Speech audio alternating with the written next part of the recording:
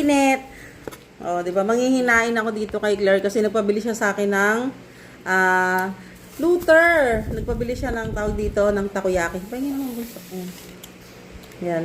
Ngayon alam na namin kung bakit gumagalaw itong nasa taas. Pero alam niyo guys, masustansya pala talaga ito. Ito, yan. Marami pala siyang vitamins. Kaya pala nilalagay dito sa takoyaki. Oh, malakas siya sa protein. Ito yung mga flakes na to.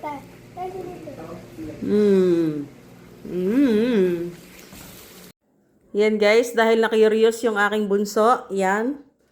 Yan. Gusto niya makita yung gumagalaw yung bonito flex. Ano yung tawag dito anak sa ano? Bonito flex. Hindi, yung isa pa. Yung parang Japanese. Ayan siya guys, sila nyo. Gumagalaw.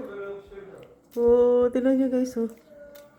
Gawa pala ito sa isda. Ha?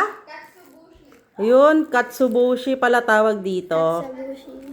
Yan, katsubushi. Yan siya. Gawa sa isda, no? Gawa pala siya sa isda. Yan, no? Diba, sinerge pa talaga namin. Kaya pala siya gumagalaw dahil nga siya pagka mainit yung takoyaki. Dahil sa sobrang nipis nito. Gawa to sa isda, guys. Yan, tinan niyo siya, guys, gumagalaw, no?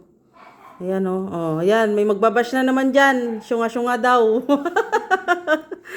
Oh, mga inosente. Kasi pag mahilig kami sa takoyaki, kaya lang, hindi po kami nagpapalagay nito. Yan, ng bonito flex. Hindi po kasi kami nasasarapan dito. Masarap kaya, lasang daing. Oh, lasang daing daw siya. Lasang tinapang isda, no? Ganon. Tapa. Lasang tapang isda.